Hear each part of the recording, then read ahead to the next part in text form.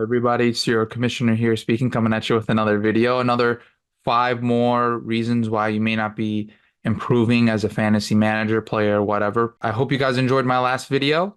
This is similar points in terms of strength, not some stuff that maybe you could go without, but I do think overall, hopefully this will be another productive video and you guys can take something away from some of the things I have to say. So the first thing I wanted to come off saying is using YouTube to form the majority of your opinions or using influencers or whatnot.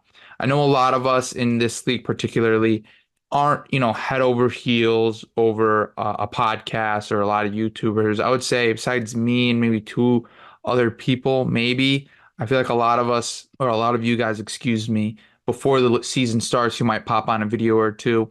And I just want to caution that a lot of these guys, they're just like us. They watch football, they have their own team or player biases, and you shouldn't always just fall in love with a certain channel. You need to separate entertainment and the facts. The reason why this point came to mind is that a lot of every once in a while somebody will ask me like, "Oh, what do you watch? What channels do you watch?" And I'm just like, it doesn't really matter because if you watch what I watch, you might not take what I take from it because there's a lot of channels that I watch where they just throw a bunch of numbers at you, and those are the ones I like. But a lot of those numbers, they don't really mean a lot. Okay. And I don't really want to get into all those numbers because I don't want to share all the sauce. But a lot of times, you can just manipulate the data how you want to phrase it or how you want it to appear to your audience or just to prove your point. And sometimes it's not even data, and that's probably the least favorite type of channels or videos. I like to stay away. Like I guess the one advice or tip I can give for you guys is that you probably want to stay away from just the entertainment channels where they kind of just spend time just hating on players or talking about players or and really just giving you no numbers. One example I want to bring up on a player that kind of exemplifies this every year they get hyped up about and sometimes why you should just trust your gut or trust the history is Terry McLaurin.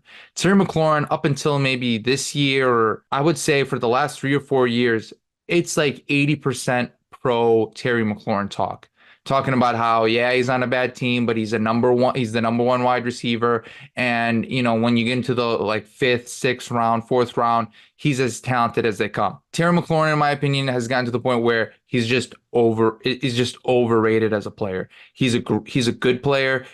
I would say he's great. He's not this elite player that if you don't take him, he's gonna burn you. He's a good enough player. Well, he'll have a couple 30 balls throughout the season, but he's not someone that can overcome the mess that the Commanders have been over the years. And now, again, now we have Jaden Daniels, and there's new people who are ready to hype him up. And I just think after 5 years of Terry McLaurin now, I don't know how many years he's been in the league. It's just he is who he is.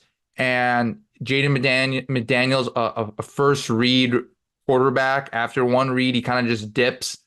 Why should we be trusting him of all people to just turn it around for Terry McLaurin? So that's kind of one where it's like if you watch all these like videos before the season, a lot of people are in on Terry McLaurin. I feel like almost every year, and every year if you take him, it's usually a mistake. So there's one. I don't want to go rant too much on him, but now I'm just going to go through some quicker points.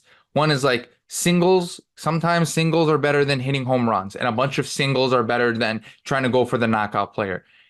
You need to be able to balance risk and upside in both drafts, your bench, and just looking at the waiver wires. If you're a team halfway through the season and you think you're a top contender, and your record's good, you're scoring a lot of points, yada yada, on your bench, you shouldn't have just a bunch of these players that in 3 weeks could have no value, and they're kind of fill-in spot starters. On the other hand, if you're someone who's scraping by, you shouldn't have a bench full of these guys that might hit, that you're hoping, for an injury or they're a rookie and they get more snaps and just stuff like that. You don't want your whole bench to have that because you need to win now. You're in win now mode. So I think sometimes I see this on people's benches and this is towards the end of your bench. Like if you have a rookie that you believe in, like don't just get rid of them for some guy that's performing now in week 3 because in week 10 that rookie could be a stud and that one guy was just a month starter. On the other hand, don't just hold on to rookies and it's week 10 and none of them have done anything for you, and you won't go pick up this 11 point per game flex that you could use on a bye week fill-in. Okay, there's no shame in that, because you know what? A 10 points per game wide receiver or running back, he can get you 15 points 1 week in a flex. All right, that's pretty valuable in my opinion. So both in the draft and in just throughout the season, you need to be able to, and I feel like it's pretty easy to identify like who has the high upside and who doesn't. So kind of looking back at some of our drafts, one person that I think has kind of, you can see if you only target upside, and this kind of goes to my next point, like the balancing the risk and the upside. And these are kind of the same points. I'm realizing that balancing risk and upside, and like a bunch of singles can equal home run, and sometimes single is better than trying to go for the home run, is Noah's drafts the last 2 years. 2 years ago, Noah, if I remember correctly, it wasn't a bunch of projections, but it wasn't like he was taking a bunch of guys who had several high point total finishing seasons. It worked beautifully. I think he had first, second highest points. I think he was the first seed, and then he lost in the playoffs. The second year, he really kind of employed the same strategy. He took like Bijan, he took Garrett Wilson, Anthony Richardson, and he kind of just went for it all. Kyle Pitts, and okay, Garrett Wilson had the quarterback injury, but as you can see, if you take all these projections and there's no history behind it, you could just be left with nothing left to really work with. Whereas if it does hit, you could have a top team.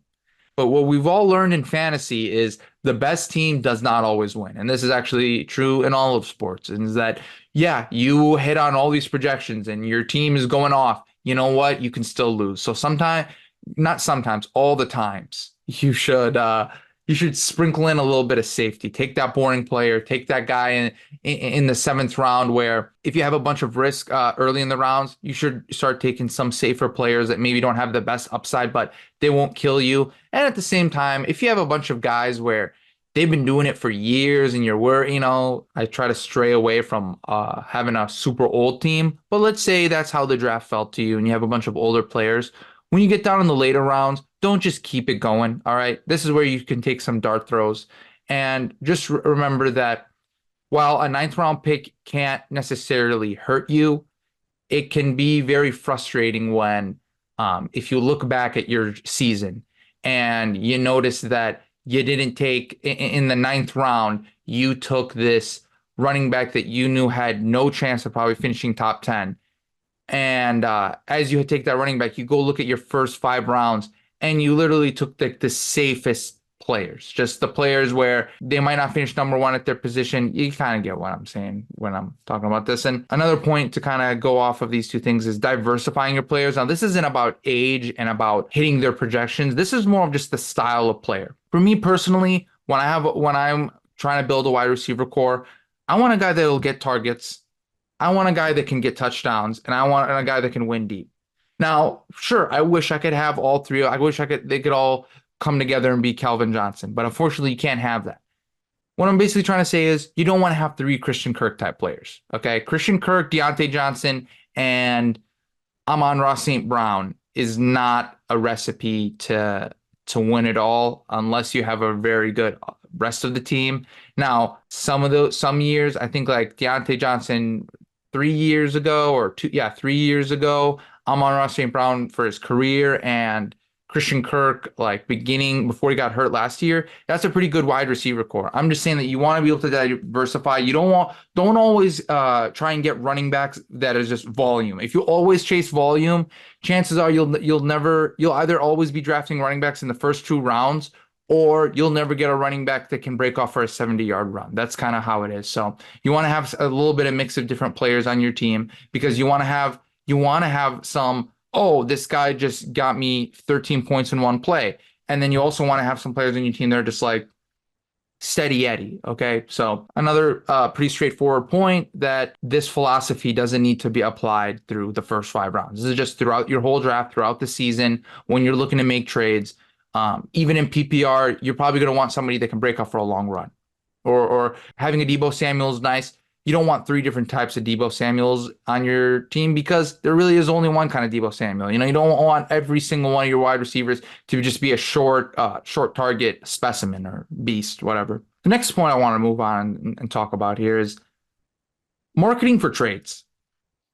Marketing for trades is something that I gotta say, even the most like players I think know football and are good at fantasy, they just don't do. The reality is you have to be kind of annoying. That's just the reality of it. You can't just throw something in the group chat and then 5 weeks later you're like, dude, like I tried making trades and like nobody was responding, nobody. And then we look back and it's like, oh, you posted one thing on a group chat like before the Sunday games where everybody's just like you thought post like you'd think posting it on Sunday where everybody's active in the chat, like that's gonna get more eyes on it. But the reality is after a couple texts that just people don't scroll up and go see that. And DMing people, announcing in the chat several times, just making sure people are at least knowing that you're willing to trade, even if you never do trade. This is reality. You don't need there's no such thing as, even though it annoys people like me, there's no crime in leading someone on in a trade. Okay, now nobody really likes that, but there's nothing wrong with bugging. It's not a crime to bug somebody about a trade. That's the reality. If you bug somebody about 5 or 6 trades and you end up making that one trade that changes your season, I promise you that you're gonna look back and be like, man, I'm glad I put in that work and time. So yeah, marketing for trades is just something that you would think, we all wish it could just be a simple text or a simple trade offer, sending just a blind offer. But in reality is, it's like you probably need to call someone. Okay. You're probably going to need to spam the chat every once in a while. You're probably going to need to bring up a trade with somebody and then let it cool off and give it a couple weeks and see how the player is doing. Okay. You're probably going to need to literally, if you need to sell high on a player, go and talk to every single person in the league. It's going to have to come to that sometimes, especially in leagues where it's difficult to move a player or just trade in general. You're going to have to put in that work. Every year, people are just amazed that I'm making trades. When you start marketing for trades, people know you're in the market for trading. So I'll get offers that come to me. I'm like, whoa, I didn't even know he didn't want this player.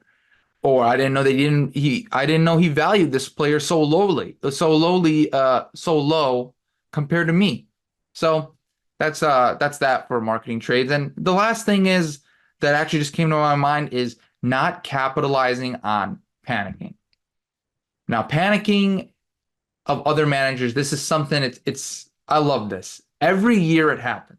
And it can happen to the most veteran players, to the newest players. It can just happen. Okay, a guy who's been good for years starts out 0-3, is like, what the hell's going on with my team? A guy who, he finally did some research this year and he decided to take some players that some YouTuber told him was going to be really good and they're not panning out and it's week 3.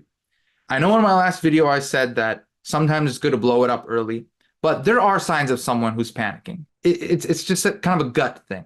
Okay, there's a difference between somebody being annoyed about how a player is underperforming compared to you'll know some people are just all of a sudden they hate their team. Now you need to be, keep it in touch with your league mates. You got to know how they're feeling about their team. You don't need to do it every week, but panicking can happen in the middle of the season, towards the end of the season. Someone's making a playoff push and they're like, I need to get rid of these 2 players, or keeping track of who's dropping who. Okay. A guy picked him up 2-3 weeks ago and he had a great game. These last 2 weeks, he's done nothing and boom, he just drops him. That happens. It just does. And it's, every year again, I've said this, but every year somebody will be like, how'd you pull off that trade? Or how, I can't believe that trade happened. I'm like, yeah, it's hard to look back 3 months ago towards that time when this player was performing like this, the player I traded away was performing like this, the overall social media or just the perspective on this player or this team was like this. Okay, to capitalize on this, you got to be active, but just find the managers that are panicking. Now, you don't need to tell them, you don't need to bug them. Okay, not always. All right, there's a certain subtlety in trading and hitting up managers and spamming, whatever. You got to balance it. Okay, you can't, if you do it every day, no one's going to talk to you. Okay.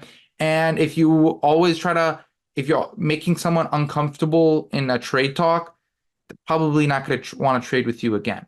Okay. So now I've made some people uncomfortable with trade talks.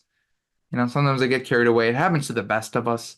So that's the video for today. If you guys have any questions, comments, I'm trying to, hopefully this is, I haven't checked the length on this, but hopefully this one is shorter than the last one. I hope you guys enjoy. Have a great weekend. 4th of July. Oh, it's past 4th of July. All right. Peace out, guys.